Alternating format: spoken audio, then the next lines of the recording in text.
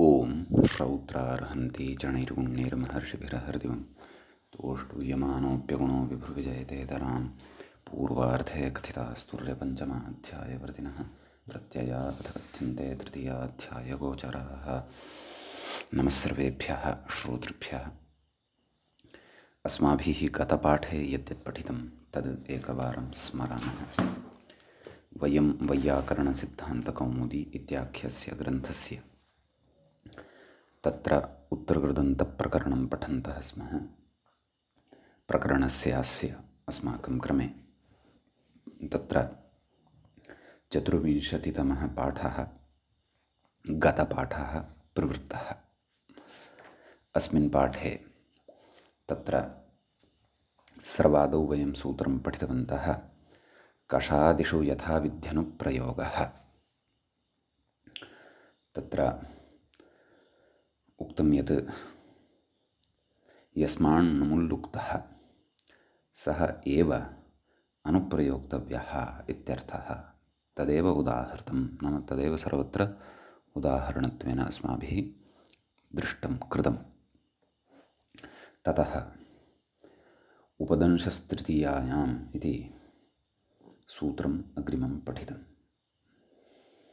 तत्र उक्तम् इतः प्रभृति पूर्वकाल इति सम्बध्यते, तृतीया प्रभृतीन्यन्यतरस्याम् इति वा समासः। वस्तुतः तत्र तृतीयान्ते कारके उपपदे सति तत्र उपपूर्वकात् दंशधातोः तत्रापि समानकर्तृकात् पूर्वकालिकात् उपपूर्वकात् दंशधातोः णमुल् इति प्रत्ययः भवति इति सूत्रस्य अर्थः दृष्टः। ततः तत्र मूलकोपदंशं भुङ्क्ते मूलकेनोपदंशम् इति उदाहरणं दृष्टं। दश्यमानस्य मूलकस्य भुजिं प्रति करणत्वात् तृतीया। तत्र विशेषः दृष्टः यत् यद्यपि उपदंशिना सह न शाब्दः सम्बन्धः तथापि आर्थः अस्त्येव कर्मत्वात्। एतावतैव सामर्थ्येन प्रत्ययः समासश्च इत्युक्तं तृतीयायामिति वचनसामर्थ्यात्। ततश्च अयमर्थः मूलकेन भुङ्क्ते इति शाब्दान्वये किं कृत्वा इत्याकाङ्क्षया उपदश्य इति तदेव कर्मत्वेन अन्वेति। अत्र विस्तरेण विवेचनम् अस्माभिः कृतं, पङ्क्तेः च समन्वयनं गते पाठे कृतं। ततः अग्रे सूत्रं पठितं हिंसार्थानां च समानकर्मकाणाम् इति।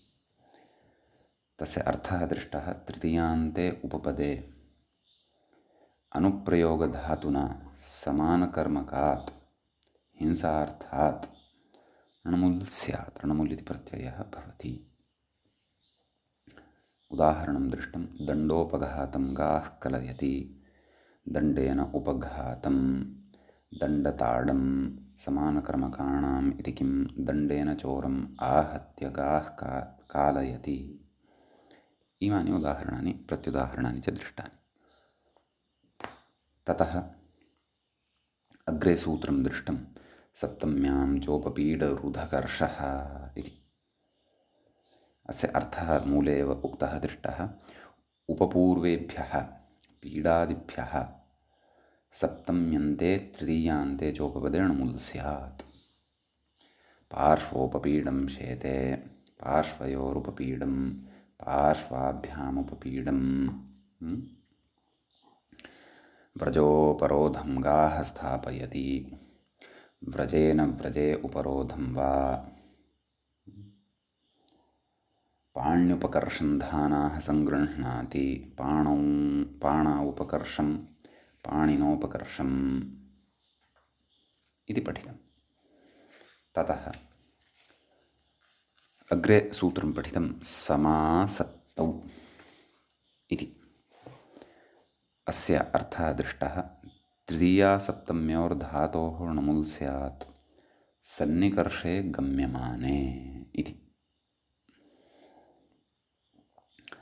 केशग्राहं युध्यन्ते युद्धसंरम्भात् केशेषु गृहीत्वा हस्तग्राहं हस्तेन गृहीत्वा। एवं खलु। ततः प्रमाणे च इति सूत्रं पठितं। तृतीया सप्तम्योः इत्येव इत्युक्तं तत्र। अर्थात् प्रमाणे अर्थे गम्यमाने सप्तम्यन्तात् सप्तम्यन्ते तृतीयान्ते च उपपदे सति धातोः णमुल् इति प्रत्ययः भवति इति सूत्रस्य अर्थः दृष्टः। द्व्यङ्गुलोत्कर्षं खण्डिकान् छिनत्ति। द्यङ्गुलेन द्यङ्गुले वोत्कर्षम्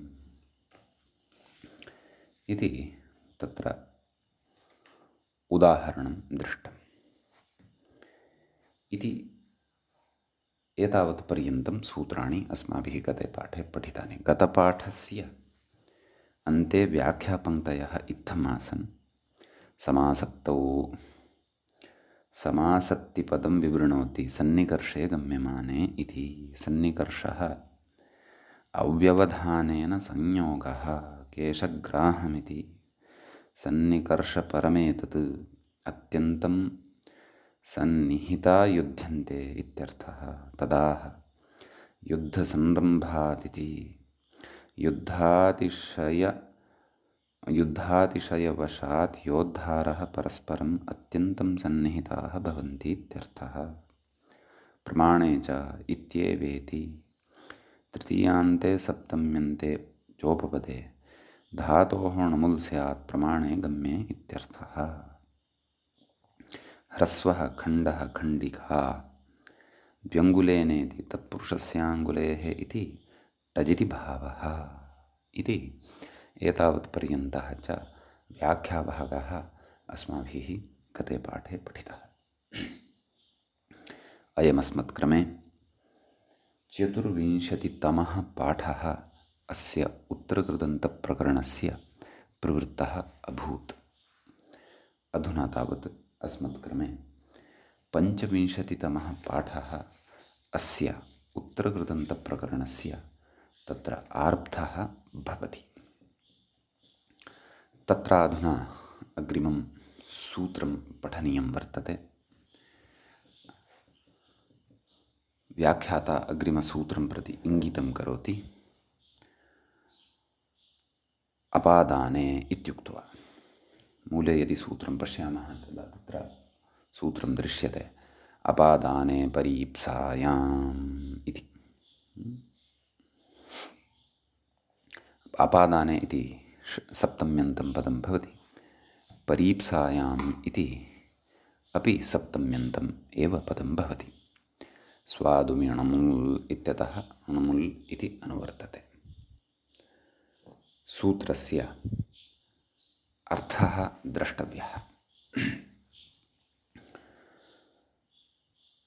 तत्र मूले अर्थस्य पूर्णतया अवगमने का नाम परीप्सा इति मूले एव कथयन् अस्ति। परीप्सा त्वरा। ततः व्याख्यायां सूत्रार्थः दृश्यते। अपादाने उपपदे धातोः णमुल् स्यात् परीप्सायां गम्यमानायाम् इत्यर्थः। परीप्सार्थे गम्यमाने। सम्यक्। ततः उदाहरणं पश्यामः। शय्योत्थायन् धावति इत्यस्ति। शय्यायाः उत्थाय धावनं करोति। नाम त्वरायां कश्चन अस्ति। त्वराकारणात् अथवा शैघ्र्यकारणात् शय्यातः उत्थानसमनन्तरमेव धावनं करोति।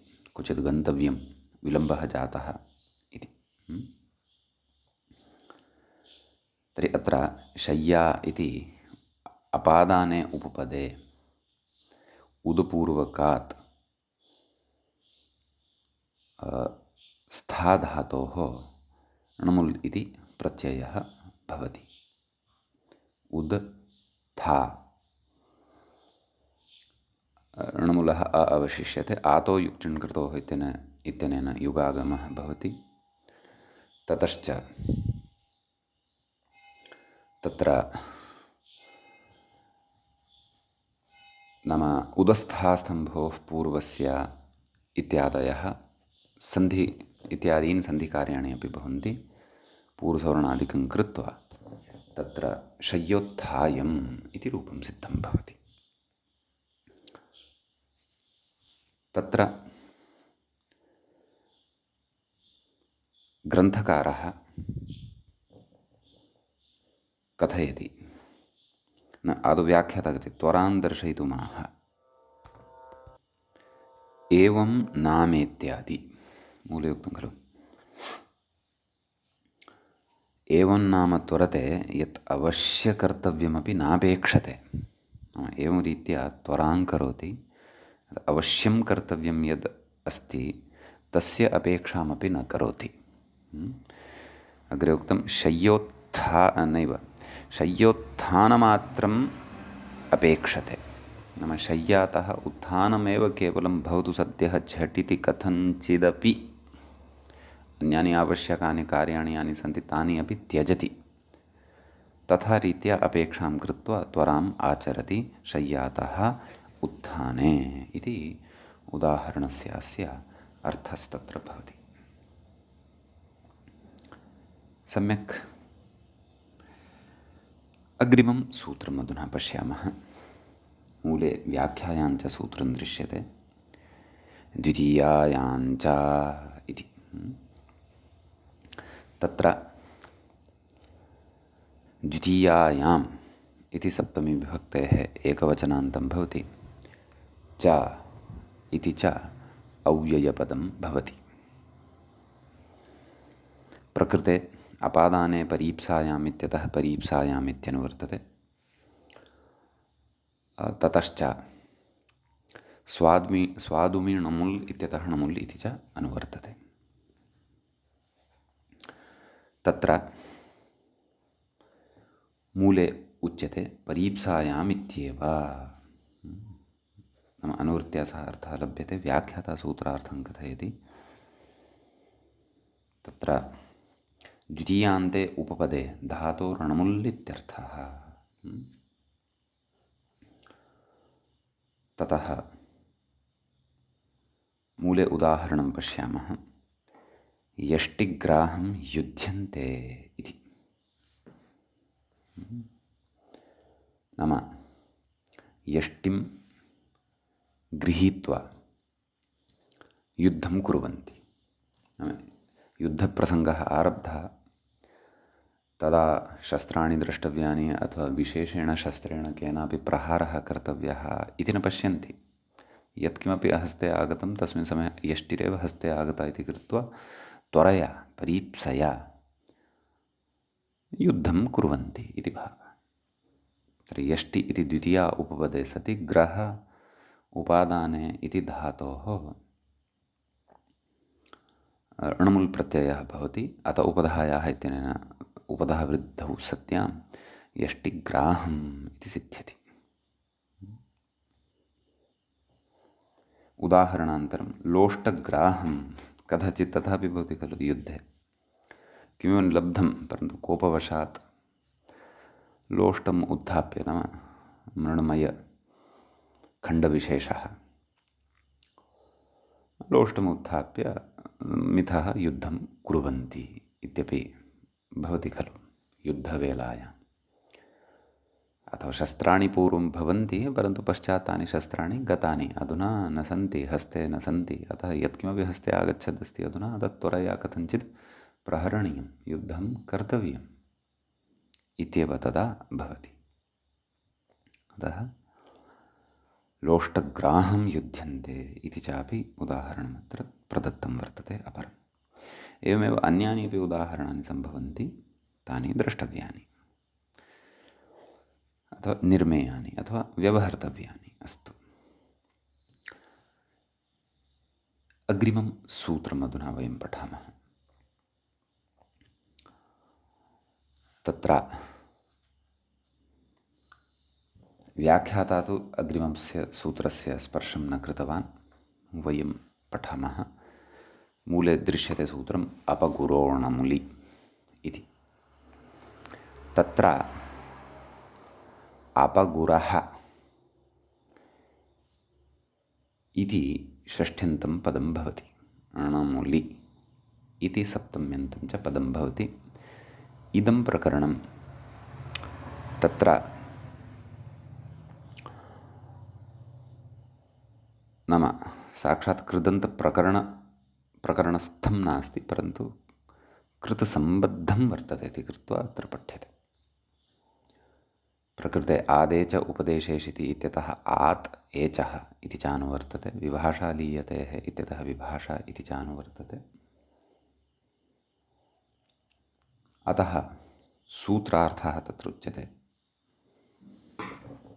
गुरी उद्यमने धातुः कश्चन वर्तते। गुरी उद्यमने इत्यस्य एचः वा आत्वम् एचः वा आत् स्यात् अणमुली न अणमुली यदा परतः भवति।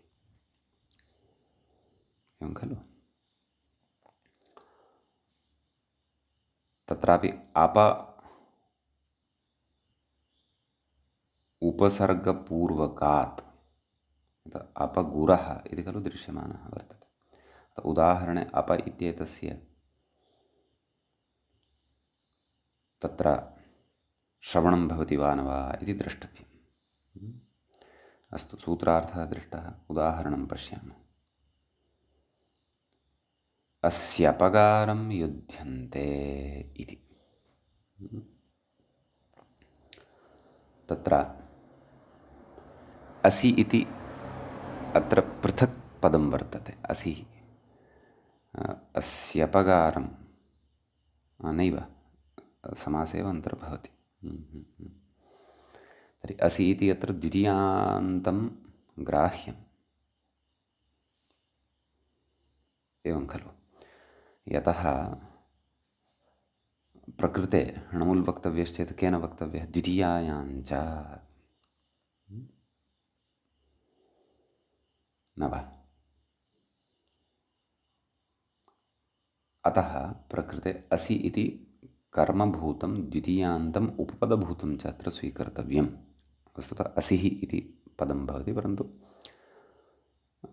तत्र सुब्लुक् इत्यादिकं कृत्वा असि इति अवशिष्यते। असि इति उपपदे अप इति धातोः गुरी उद्यमने नाम ईदितयः धातुः, तस्मात् गुर् इति धातोः तत्र णमुल् इति प्रत्ययः भवति।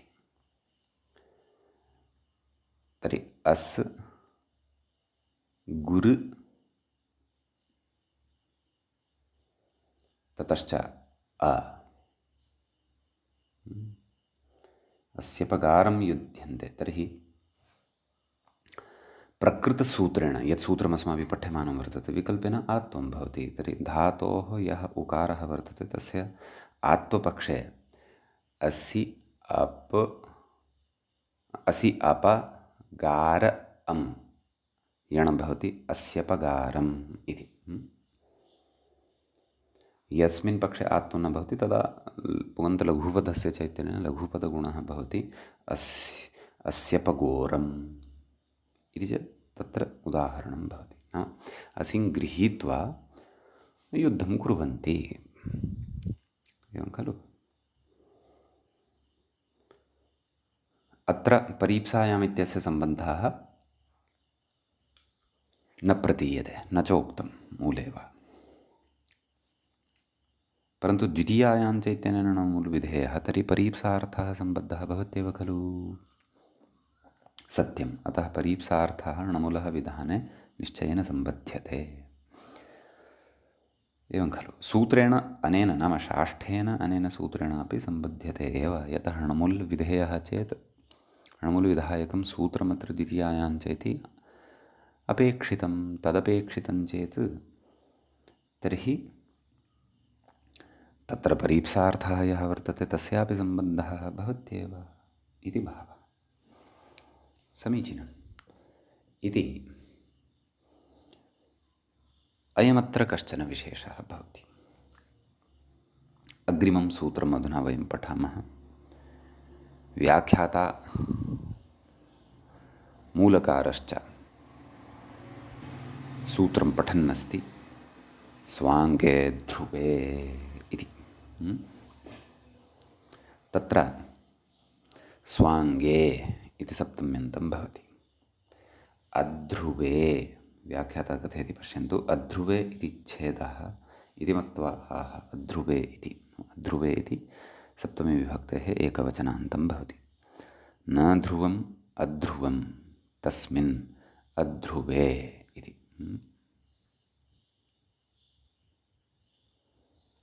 मानव प्रकृते द्वितीयायां च इत्यतः द्वितीयायाम् इत्यनुवर्तते। स्वादमीणमुल्लित्यतः णमुल्लित्यनुवर्तते। धातोः प्रत्ययः परश्च एते तु अधिकाराः सम्बध्यन्ते एव। अतएव मूले कथयति द्वितीयायाम् इत्येव।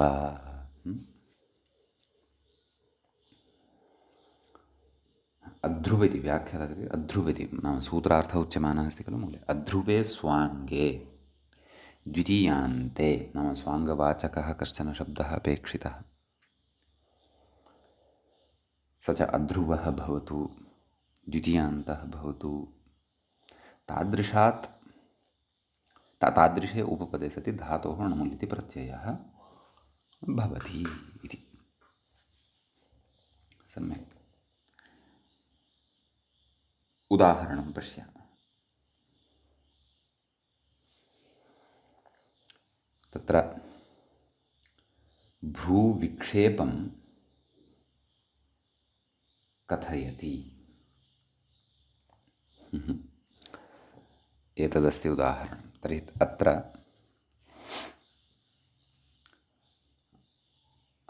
भ्रूविक्षेपं कथयति। भ्रुवं विक्षेपम् आम्। भ्रूः इति अङ्गविशेषः भवति खलु। नेत्रात् ऊर्ध्वं विद्यमानः कश्चन भागविशेषः। भ्रुवः विक्षेपं कृत्वा अथवा कुर्वन् कथयन्नस्ति इति भावः। वा न वा? तत्र भ्रू इति द्वितीयान्ते उपपदे सति विपूर्वकात् क्षिपधातोः तत्र स्वाङ्गे ध्रुवे इत्यनेन णमुलिति प्रत्ययः भवति। पुगन्तलघुपदस्य च इत्यनेन लघुपदगुणः भवति। भ्रूविक्षेपम् इति रूपम् अत्र अपेक्षितं सिद्धं भवति। एवं खलु। इति अत्र उदाहरणं। पक्षे किमुक्तं न मूले अन्यत् किमुक्तं। भ्रुवं विक्षेपम्। भ्रुवं विक्षेपम् इति यत् पृथक्तया उक्तं वर्तते खलु मूले, तत्रापि वस्तुतः णमुल् तु दृश्यमानं वर्तते। भ्रुवं विक्षेपणं विपूर्वकात् क्षिपधातोः तत्र णमुल् प्रत्यये सति विक्षेपम् इति साधितं वर्तते। परन्तु द्वितीयान्तं यद् वर्तते भ्रुवं, तेन सह समासः तत्र न दृश्यमानः वर्तते। तर्हि समासातिरिक्ते द्वितीयान्ते उपपदे सत्यपि धातोः अयम् णमुल् प्रत्ययः विहितः दृश्यते ग्रन्थकारेण। प्रकृते समासः कुतः न इति तु विषयः चिन्तनीयः वर्तते। भ्रूविक्षेपं कथयति इति तु सत्यं स्पष्टं, परन्तु भ्रुवं विक्षेपम् इति नाम समासविधानम् अकृत्वा अपि द्वितीयान्तम् उपपदम् अस्तु गृहीतुं शक्यते। भ्रुवम् इति द्वितीयान्तम् उपपदम् अस्ति एव, परन्तु समासः न कृतः। तथापि भ्रुवं विक्षेपम् इति णमुल् विपूर्वकात् क्षिपधातोः कृतः दृश्यते। एतादृशी समासविकल्पव्यवस्था कथमत्र आयाता इति तु द्रष्टव्यं वर्तते। तत्र बालमनोरमायामपि अयं विषयः न दृश्यमानः वर्तते। अस्तु, शेखरे कदाचित् किमपि चर्चितं वा इति सकृत् पश्यामि। नास्ति। शेखरे अपि भ्रुवं विक्षेपमिति पृथक्तया यद् नृणमुल् दृश्यमानः वर्तते तद्विषये चर्चा न कृता वर्तते। तर्हि सामान्यः एव कश्चन विषयः स्यात् यश्च मया सद्यः न स्मर्यमाणः वर्तते, अथवा इतोपि कश्चन विशेषः अत्र यदि स्यात् तर्हि भवन्तः सुधीयश्रोतारः अवश्यं माम् अत्र समासाभावं बोधयेयुः इति प्रार्थये। अस्तु, अग्रे व्याख्याता किं कथयति तत् पश्यामः। ननु शिरः उत्क्षिप्य इति कथं प्रत्युदाहरणम्? आमां, मूले पश्यन्तु। अध्रुवे किं यदुदाहरणम् अस्माभिः पठितं खलु, नाम अध्रुवं तत् स्वाङ्गम् अपेक्षितं। स्वाङ्गं च किं भवति? अध्रुवं मूर्तिमत् स्वाङ्गम् इत्यादिकम् अस्माभिः पूर्वं स्वाङ्गाचोपसर्जनात् असंयोगोपधात् इत्यत्र सुष्ठु पठितमेव वर्तते। अतः तत्र उच्यते अध्रुवे किं शिरः उत्क्षिप्य इति। तत्र क्त्वा प्रत्ययः तस्य लेवादेशः एव उदुपूर्वकात् क्षिपधातोः भवति इति उच्यते। तत्र शिरः यत् स्वाङ्गं वर्तते तद् ध्रुवं नास्ति, अध्रुवं वर्तते। तर्हि ध्रुवं स्वाङ्गं कीदृशं भवति, अध्रुवं स्वाङ्गं कीदृशं भवति, अयं व्यत्यासः ज्ञातः यदि स्यात् तर्हि सर्वापि स्पष्टता प्राप्ता भवति। तदेव व्याख्याता कथयति। ननु शिरः उत्क्षिप्य इति कथं प्रत्युदाहरणं? शिरसोऽपि अध्रुवत्वादित्यत आह येनाङ्गेनेति। मूले पश्यन्तु। येन अङ्गेन विना न जीवनं तद्ध्रुवम्। वा न वा? येन अङ्गेन विना जीवनं शक्यते तत्तु अध्रुवं। शरीरे भ्रूः नास्ति चेत् दुर्घटनावशात् कथञ्चित् नष्टा जीवनं शक्नोति, मरणं न भवति। पादः नष्टः, हस्तः नष्टः, परन्तु शिरः एव गतः चेत् जीवनं न सुतरां शक्नोति। जीवनाय शिरसः अपेक्षा भवति। सम्यक्। अतः अध्रुवे स्वाङ्गे सत्येव अयं णमुल्, ध्रुवे स्वाङ्गे शिरसि सति तु इदं न भवति, नाम अयं णमुल् न भवति। अतः शिरः उत्क्षिप्य इत्येव तत्र वक्तव्यं। तत्र शिर उत्क्षेपम् इति किमपि वयं प्रयोक्तुं नैव शक्नुमः इति भावः। इति एतावान् विशेषः अस्मिन् सूत्रे भवति। अग्रिमं सूत्रम् अधुना वयं पठामः। परिक्लि इति व्याख्याता इङ्गितं करोति। मूले पश्यामश्चेत् परिक्लिश्यमाने च इति अस्ति सूत्रम्। परिक्लिश्यमाने सप्तम्यन्तं भवति, च इति अव्ययपदं भवति। तत्र स्वाङ्गे ध्रुवे इत्यतः स्वाङ्गे इत्यनुवर्तते, द्वितीयायां च इत्यतः द्वितीयायाम् इत्यनुवर्तते, स्वादुमिणमुल् इत्यतः णमुल् इति च अनुवर्तते। तत्र सूत्रार्थः उच्यमानः वर्तते मूले। सर्वतः विबाध्यमाने स्वाङ्गे द्वितीयान्ते णमुल् स्यात्। उरः प्रतिपेशं युध्यन्ते इत्यस्ति उदाहरणम्। तत्र प्रकृते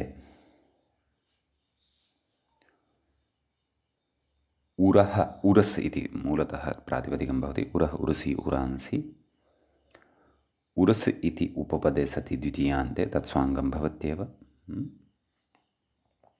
प्रतिपूर्वकात् पिष धातोः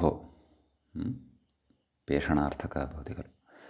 परिक्लिश्यमाने च इत्यनेन सूत्रेण णमुल् प्रत्ययः भवति। पुगन्तलघुपदस्य चिन्तनेन लघुपदगुणः भवति। उरस् इत्यस्य सकारस्य रुत्वं रेफः लभ्यते, तस्य विसर्गः भवति। उरः पेश उरः पेशा क्षन्तव्य उरः पेश उरः पेशम् इति सिद्ध्यति। उरः पेशं युध्यन्ते कोऽर्थः कथयति तत्र मूले कृत्सनम् उरः पीडयन्ते इत्यर्थः। नाम समग्रस्य उरसः कृते कष्टं यच्छन्तः, पीडनं यच्छन्तः युद्धं कुर्वन्ति इति भावः। अग्रे कथयति उरोविदारम् इति मूले पश्यन्तु। उरोविदारं प्रतिचस्करे नखैः इति काव्यप्रयोगः अस्ति वा इति भाति। उरोविदारं तर्हि अत्रापि उरुस् इति उपपदे सति वि उपसर्गपूर्वकात् दृ धातोः णमुल् अचुन्यण् इत्यनेन वृद्धिः भवति। उरस् विदार् अम् सकारस्य रुत्वं तस्य उत्वं गुणः उरोविदारम् इति रूपं तत्र सिद्धं भवति। ततः उच्यते कृत्सनम् उरः इत्यर्थः। व्याख्यात्र उच्यते कृत्सनम् उरः विदार्य नखैः प्रतिचस्करे इति। नखैः प्रतिकारं कृतवान् एवं खलु। क्रियापदमिदं लिटि तदेव व्याख्याता परिचाययन्नस्ति। कथयति प्रतिचस्कर इति कृर्विक्षेपे प्रतिपूर्वात् कर्मणि लिट् कर्मणि प्रयोगः अयम् अस्ति। सुट्कात् पूर्वः इति अडभ्यासव्यवायेऽपि इति च अनुवृत्तौ किरतौ लवने हिंसायां प्रतेश्च इति सुटु। पूर्वं नाम अस्य रूपसिद्धिविषये कथयन्नस्ति। प्रतिचस्करे नाम कीदृशं रूपम् अस्ति तत्र सुडागमादिकं सर्वं यत् पूर्वं पठितं वर्तते सर्वं स्मारयन्नस्ति व्याख्याता अध्येतॄणां स्पष्टतार्थं। सम्यक्। अग्रे कथयति नखैः प्रतिचिक्षिपे इत्यर्थः। अग्रे कथयति ननु उरः प्रतिपेशम् इत्यादौ स्वाङ्गत्वादेव पूर्वसूत्रेणैव सिद्धम् इत्यतः आह ध्रुवार्थमिति। कथयति ध्रुवार्थम् इदं कथयति उरो विना जीवनाभावात् उरः ध्रुवम् इति भावः। पूर्वं तु अध्रुवे स्वाङ्गे इत्युक्तं, परन्तु ध्रुवार्थमपि अत्र णमुल् भवतु इति एतदर्थम् इदं सूत्रम् इति अर्थः। सम्यक्। इति एतावान् विशेषः परिक्लिश्यमाने च इति सूत्रगतः भवति। इदानीं वयम् अग्रिमं सूत्रं साक्षात् अव्यवहितं पठामः। व्याख्याता तत्र इङ्गितं करोति विशिपति इति उक्त्वा। तत्र मूले पश्यामश्चेत् विशिपतिपदिस्कन्दां व्याप्यमाना सेव्यमानयोः इति दृश्यते सूत्रम्। तत्र पदपरिचयम् आदौ प्राप्नुमः। विशिपतिपदिस्कन्दाम् इति षष्ठीविभक्तेः बहुवचनान्तं पदं भवति। व्याप्यमाना सेव्यमानयोः इति च षष्ठीविभक्तेः नैव सप्तमीविभक्तेः द्विवचनान्तं भवति। प्रथमस्य पदस्य विग्रहं पश्यामः। विशिश्च पतिश्च पदिश्च। विशिपतिपदयः नैव पतिश्च पदिश्च स्कन्द च स्कन्द इत्यपि अस्ति खलु। चत्वारः धातवः वर्तन्ते। विशिपतिपदिस्कन्दः तेषां विशिपतिपदिस्कन्दाम् एवं षष्ठीविभक्ते बहुवचनान्तमिदम् अवगन्तव्यं। व्याप्यमानं च आसेव्यमानं च व्याप्यमाना सेव्यमाने एवं खलु। तयोः व्याप्यमाना सेव्यमानयो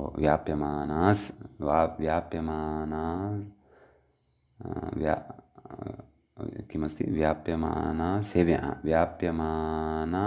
व्याप्यमाना सेव्यमानयोः सम्यक् अस्तु प्रकृते द्वितीयायां च इत्यतः द्वितीयायाम् इति स्वादुमिणमुल् इत्यतः णमुल् इति च अनुवर्तते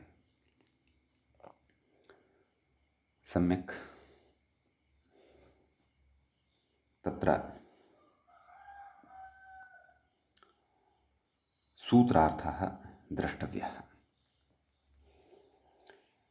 मूले व्याख्याता कथयति ततः पूर्वं कथयति द्वितीयायामित्येव नाम तस्य अनुवर्तनं भवति इति ततः कथयति सूत्रार्थं द्वितीयान्ते उपपदे विष्यादिभ्यः ये धातवः चत्वारः अत्र पठिताः तेभ्यः णमुल् स्यात् व्याप्यमाने आसेव्यमाने च अर्थे गम्यमाने इति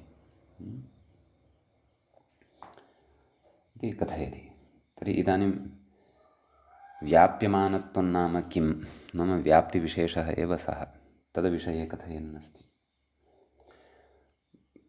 तद्विषये बोधयिष्यति ततः परम् आसेवनं नाम किम् आसेव्यमानत्वं नाम किं तदपि बोधयिष्यति व्याख्याता इङ्गितं करोति गेहादिद्रव्याणाम् इति मूले पश्यन्तु गेहादिद्रव्याणां विष्यादिक्रियाभिः साकल्येन सम्बन्धः व्याप्तिः इति एवं खलु नाम गृहे गेहं नाम गृहं तत्र यानि द्रव्याणि भवन्ति एवं खलु तेषां द्रव्याणां विष्यादिक्रियाभिः सह यदा पूर्णतया सम्बन्धः भवति व्याप्तिः इत्युच्यते इति तद् उदाहरणमुखेन इतोपि स्फुटतरं भविष्यति व्याख्याता कथयति तथा च गेहानुप्रवेशम् आस्ते इत्यत्र सर्वाणि गेहानि अनुप्रविश्य इति पुनः पुनः गेहम् अनुप्रविश्य वा इति अर्थः उभयमपि उभयथापि न द्वित्वम् इत्यतः आह अस्तु ततः पूर्वं मूले आसेवाविषये अपि पठामः तत्र उक्तं किम् क्रियायाः पौनःपुण्यम् आसेवा आसेव्यमानम् इत्युक्तं खलु अतः अस्तु अग्रे कथयति मूले किं कथयति नित्यवीप्सयोः इति द्वित्वं तु न भवति समासेनैव स्वभावतः तयोः उक्तत्वात् अत्र व्याख्यातारं पश्यामः पुनः तां पङ्क्तिं पठामः तथा च गेहानुप्रवेशम् आस्ते इत्यत्र इति यद् उदाहरणमत्र भविष्यति तत्र सर्वाणि गेहानि अनुप्रविश्य इति पुनः पुनः गेहम् अनुप्रविश्यति वा इति अर्थः नाम इति उदाहरणस्य अर्थो भवति उभयथापि न द्वित्वं नाम गेहान् अनुप्रविश्य पुनः पुनः गेहम् अनुप्रविश्य इति उभयथापि यः अर्थः अत्र उक्तः वर्तते तादृशे उभयथापि अर्थे प्रकृते द्वित्वं तु न भवति इत्यतः आह नित्यवीप्सयोरिति द्वित्वं तु न भवति मूले उक्तं खलु नित्यवीप्सयोः इति द्वित्वं तु न भवति कुत इत्यतः आह समासेनैव मूले पश्यन्तु समासेनैव स्वभावतस्तयोः उक्तत्वात् इति तयोः नाम व्याप्यमाना सेव्यमानयोः उक्तत्वात् इति चिन्तयामि विशेषः द्रष्टव्यः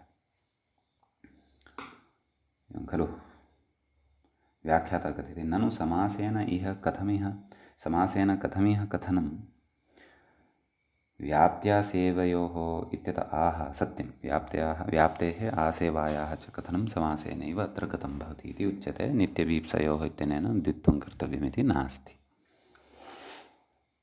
इत्यतः आह स्वभावत इति सम्यक् अस्तु, स्वभावतः तस्य उक्तत्वात्। इदानीं पुनः अत्र सिद्धान्तः अग्रे पठनीयः वर्तते। यद्यपि इत्यादि पङ्क्तिः मूले प्रवेष्टव्या वर्तते, परन्तु तदर्थं तत्र व्याख्याता कथम् अवतरणिकां निर्माय प्रवेशयति अस्मान् अस्मिन् विचारे इति पश्यामः। कथयति, पश्यन्तु व्याख्यातारं, ननु आभीक्ष्ण्यणमुल् च इत्यनेनैव सिद्धत्वात् इह आसेवाग्रहणं व्यर्थम् न च त्वानिवृत्तिः फलम् इति शङ्क्यं त्वाप्रत्ययस्यापि पक्षे इष्टत्वादिति शङ्कते यद्यपि इति। मूले उक्तं पश्यन्तु, यद्यपि आभीक्ष्ण्येन णमुल् उक्तः एव, तथापि असति हि आसेवार्थकणमुलि आभीक्ष्यणमुलः तृतीया प्रभृतीनि इत्यत्र संग्रहाभावात् उपपदसंज्ञार्थम् आसेवायाम् इह पुनर्विधिः इति। तत्सर्वं व्याख्याता अपि कथयति, पश्यन्तु। समाधत्ते तथापीति, तथापीवि इति जातमस्ति व्याख्याने, तत् सम्यक् कर्तव्यं, तथापीति द्वितीयान्तस्योपपदसंज्ञार्थमित्यर्थः। ननु इह आसेवाग्रहणाभावे तत्रोपपदम् इति उपपदसंज्ञा कुतो न इत्यतः असति हीति मूले उक्तं खलु। तत्र असति हि आसेवार्थकणमुलि कथयति, यद्यपि व्याख्यातारं पश्यन्तु, यद्यपि आसेवायां णमुलविध्यभावे अपि आभीक्षणेन णमुल् च इति णमुल् सिद्ध्यति, तथापि आभीक्षणेन णमुल् इति सूत्रे द्वितीयान्तस्य सप्तम्यानिर्देशेन ग्रहणाभावात् उपपदसंज्ञा न स्यात्। अत्र द्वितीयान्तमपेक्षितं खलु। तत्र तु सप्तम्यानिर्देशः क्रियते आभीक्ष्ण्येन णमुल् च इत्यत्र, अतः उपपदसंज्ञा न स्यात्। ततश्च तृतीया प्रभृतीन्यन्यतरस्यामिति उपपदसमासविकल्पो न स्यात् इति भावः। इदानीं मया स्मृतं। क्व स्वाङ्गे ध्रुवे इत्यत्र पश्यन्तु, तत्र भ्रुवं विक्षेपम् इति खलु उक्तं। तत्र तृतीया प्रभृतीन्यन्यतरस्याम् इति इत्यनेन उपपदसमासविकल्पः भवति। अतः एव तत्र तत् किं भ्रुवं विक्षेपम् इत्यत्र उपपदसमासाभावपक्षोऽपि कश्चन वर्तते इति भावः। समीचीनम्। अतः तत्र अवधानं कुर्मः। इदं मया पूर्वं न स्मृतं, परन्तु एतं प्रसङ्गं दृष्ट्वा स्मृतम्। अस्तु, सम्यक्। आम्, तर्हि मूले पुनः पश्यामः। यद्यपि आभीक्षणेन णमुलुक्तः, तथापि असति हि आसेवार्थकणमुलि आभीक्ष्यणमुलः तृतीया प्रभृतीन्यन्यतरस्याम् इत्यत्र संग्रहाभावात् उपपदसंज्ञार्थम् आसेवायाम् इह पुनर्विधिः इत्युच्यते। एवं खलु। तर्हि अस्तु, नाम किमर्थमिदं सूत्रम् आरब्धम् इति अयम् एतावता विचारः अत्र अस्माभिः विहितः। सम्यक्। तदनन्तरम् अग्रे उच्यते, उदाहरणं गेहानुप्रवेशम् आस्ते इति। सम्यक्, नाम गेहम् अनुप्रविश्य आस्ते, उपविशति इति भावः। तर्हि तत्र गेह इति उपपदे सति, द्वितीयान्ते उपपदे सति अनुप्र इति उपसर्गद्वयपूर्वकात् विषधातोः णमुल् प्रत्ययः भवति विशिपतिपति स्कन्धां व्याप्यमाना सेव्यमानयोः इत्यनेन। सम्यक्। अतः तद् पुगन्तलघुपदगुणः भवति, अतः गृहानुप्रवेशम् इति भवति। तृतीया प्रभृतीन्यन्यतरस्याम् इत्यनेन प्रकृते समासस्य विकल्पः इति कृत्वा तत्र नाम गेहम् अनुप्रवेशम् इति समासाभावः अपि भवति। गेहम् अनुप्रवेशम्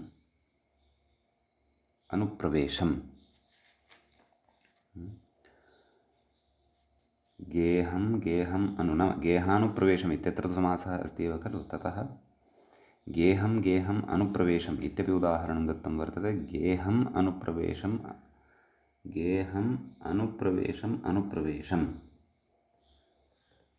इति एकत्र गेहम् इत्यस्य द्वित्वं दृश्यमानं वर्तते, अपरत्र नाम समासाभावपक्षे, अपरत्र अनुप्रवेशम् इत्येतस्यापि द्वित्वं तत्र दृश्यमानं वर्तते।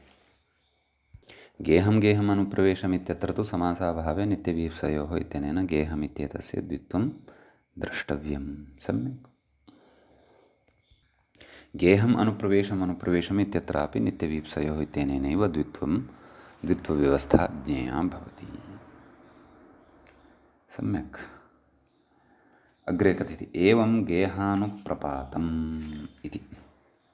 एवं खलु। अत्रापि गेह इति उपपदे सति अनुप्र इति एतद् उपसर्गद्वयपूर्वकात् तत्र पत धातोः णमुल् भवति।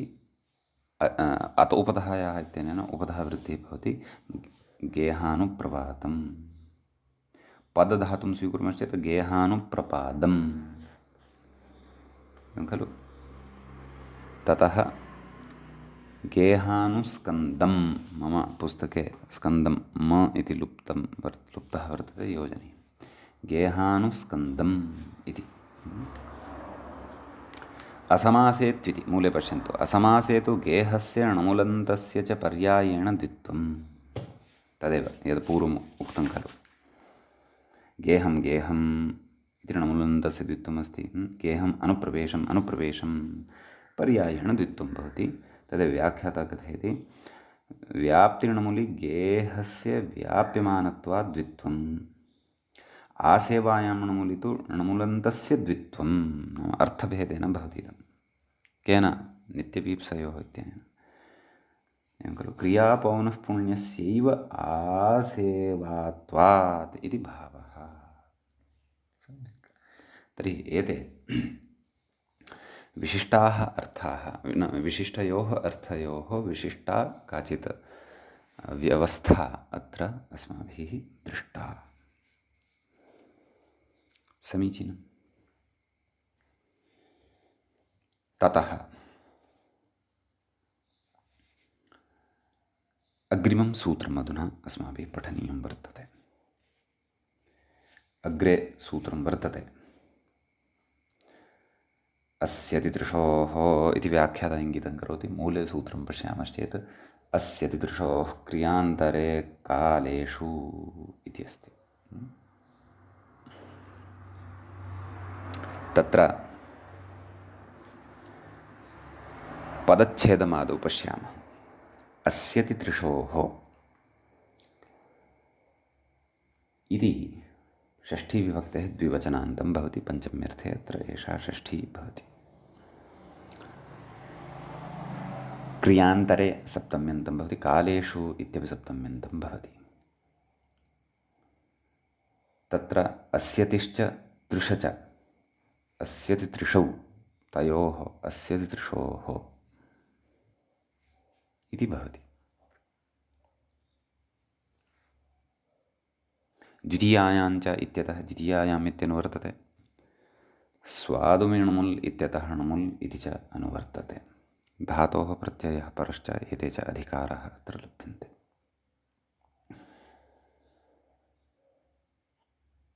सूत्रार्थः वक्ष्यते। मूले कथयति क्रियाम् अन्तरयति यवधत्त मम पाठः नष्टः अस्ति। व्यवधत्त एवं व्यवधत्ते खलु। क्रियाम् अन्तरयति व्यवधत्ते इति क्रियान्तरः। सम्यक्। क्रियान्तरशब्दः यः आगतः खलु क्रियान्तरे इति तद्विषये इदम् उच्यमानं वर्तते। क्रियाम् अन्तरयति अथवा व्यवधत्ते इति क्रियान्तरः। तस्मिन् धात्वर्थे वर्तमानात् एवं खलु अस्यतेः त्रिष्यतेश्च नाम असधातोः त्रिषधातोश्च कालवाचिषु द्वितीयान्तेषु उपपदेषु णुमुल् स्यात्। उपपदं प्रकृते कालवाचकम् अपेक्षितम्। तादृशकालवाचिनः उपपदात् प्रकृते तत्र धातोः णमुल् इति प्रत्ययः भवति। सम्यक् अस्तु। इति तु सूत्रार्थः। उदाहरणेन इतोपि सूत्रार्थस्य स्पष्टता भविष्यति। द्व्यहात्यासङ्गाः पाययति। द्व्यहम् अतिक्रम्य इत्यर्थः। अतिपूर्वकात् अस्य तेः णमुल् इति। एवं खलु तर्हि प्रकृते द्व्यः इति द्व्यः इत्यत्र नाम द्वयोः अह्नोः समाहारः इत्यादिकं तत्सर्वम् अस्माभिः पूर्वं पठितं वर्तते। कालवाचकः द्व्यः इति उपपदः, कालवाचकं द्व्यः इति उपपदं द्वितीयान्तं। सम्यक्। तस्मात् अतिपूर्वकात् असधातोः नाम तादृशे उपपदे सति अतिपूर्वकात् असधातोः णमुल् अत्यस् णम् अत्यस् णमुल् अत्यस् अम् णमुलः णित्वात् अत्यस् इत्यत्र उपधा वृद्धिः भवति। अत्यास् अम् अत्यासं द्व्यः अत्यासं सवर्णदीर्घः द्व्यहात्यासं द्व्यहम् अतिक्रम्य गाः पाययति। तर्हि कः अर्थः उदाहरणस्य? नाम दिनद्वयस्य अन्तरे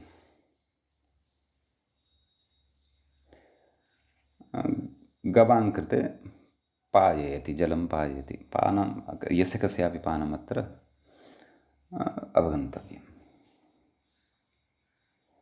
सम्यक्।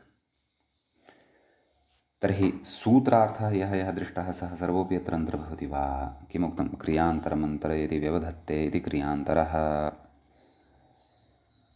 वा न वा? नाम क्रियान्तरस्य तत्र प्रतीतिः जायमाना भवेत्। पाययति इति किञ्चन क्रियान्तरं प्रकृते वर्तते न वा? अपि च किमुक्तं? वर्तमानात् अस्य तेः त्रिष्यतेश्च कालवाचिषु उपपदेषु द्व्यः इति कालवाचि उपपदम् अस्ति। अस् धातुः अत्र गृहीतः एव, अतः णमुल् प्रत्ययः विहितः। अग्रे द्व्यहम् अत्यासम्। एतत् तृतीया भवति न्यन्यतरस्यां नाम समासाभावपक्षे द्व्यहम् अत्यासम्। अग्रे उदाह्रियते। इदानीं त्रिषधातोः द्व्यहतर्षम् द्व्यहं तृष्णावतीः कृत्वा इत्यर्थः। काश्चन गावः वर्तन्ते, तासां कृते दिनद्वयं यावत् जलं न देयं, तृष्णा उत्पादनीया, ततः परमेव ताः जलं पिबेयुः। कदाचित् तासाम् उपचारदृष्ट्या वा अथवा तादृशं किमपि भुक्तं जलं यदि पिबन्ति तासां गवाम् आरोग्यनाशाय तत् स्यात् इति एतादृशप्रसङ्गेषु इत्थं द्रष्टव्यम्। अथवा सद्यः प्रसवः जातः यदा भवति तदा शीतोदकं न पाययन्ति, उष्णोदकं पाययन्ति इति पशुवैद्यकविषयकः विषयकम् इदम् उदाहरणं भवितुम् अर्हति। तर्हि द्व्यः इति पूर्वकत्वात् त्रिषधातोः णमुल् भवति। पुगन्तलघुपदस्य च इत्यनेन लघुपदगुणः अत्र भवति। द्व्यहतर्षम् इति उदाहरणं सिद्धं भवति। समासाभावपक्षे नाम उपपदसमासाभावपक्षे द्व्यहन्तर्षम् इत्यपि भवति। तद्मूले उक्तमेव वर्तते। व्याख्याता मूले कथयति अत्यसनेन तर्षणेन च गवां पानक्रिया व्यवधीयते। नाम क्रियान्तरत्वमत्र कथं वर्तते? व्यवधत्ते इति क्रियान्तरम् अत्यसनेन तर्षणेन च, एवं खलु? तर्षणं तु नाम तृष्णाविशेषः। असनम् इत्यत्र तत्र विक्षेपार्थकः क्षेपार्थकः धातुः भवति खलु। अतः नाम अत्यसनेन न तेषां वारणार्थः अत्र ग्राह्यः इति चिन्तयामि। तर्षणेन नाम तेषां तृष्णाम् उत्पाद्य जलं पाययति इति तदेव च उक्तं। नाम अत्र व्यवधानं कथं भवति? नाम अत्यसनेन तर्षणेन च गवां पानक्रिया व्यवधीयते। पानक्रिया या अस्ति तस्यां पानक्रियायां प्रकृते व्यवधानं भवति। एषैव पानक्रिया च अत्र प्रकारान्तरेण नाम क्रियान्तरत्वात् गृह्यते। तदेव मूले इतोपि स्पष्टतया अर्थः उच्यमानः अस्ति। अद्य पाययित्वा द्व्यहम् अतिक्रम्य पुनः पाययति इत्यर्थः। अद्य पानं कारितं पुनः दिनद्वयस्य अतिक्रमणं कृत्वा पुनः पाययति इति भावः। सम्यक्। इति अयं कश्चन विशेषः अस्मिन् सूत्रे भवति। इदानीम् अग्रिमं सूत्रमत्र पठामः, पश्यामः। अग्रे सूत्रं भवति मूले व्याख्यायाञ्च नाम्न्यादिशिग्रहोः इति। तत्र पदच्छेदः द्रष्टव्यः। नाम्नि इति प्रथमं पदं सप्तम्यन्तं भवति। दिशि आदिशिग्रहोः इति षष्ठीविभक्तेः द्विवचनान्तं भवति। आङ्पूर्वकः दिश धातुः, दिशधातुः अत्र इका निर्दिष्टः वर्तते। आदिशि, आदिशिश्च ग्रह च, आदिशिग्रहौ तयोः आदिशिग्रहोः षष्ठी वर्तते। पञ्चम्यर्थ षष्ठी एषा वर्तते। पञ्चम्यर्थे एषा षष्ठी वर्तते। द्वितीयायाञ्च इत्यतः द्वितीयायाम् इत्यनुवर्तते। स्वादुमिणमुल् इत्यतः णमुल् इति चानुवर्तते। धातोः प्रत्ययः परश्च, एते च अधिकाराः अत्र लभ्यन्ते। सम्यक्। ततः प्रकृते मूले पश्यामः किं कथयति। द्वितीयायामित्येव अस्तु। तर्हि सूत्रार्थः कः? व्याख्याता कथयति, पश्यन्तु। नाम्नि आदिशिग्रहोरिति छेदः स च दृष्टः एव अस्माभिः।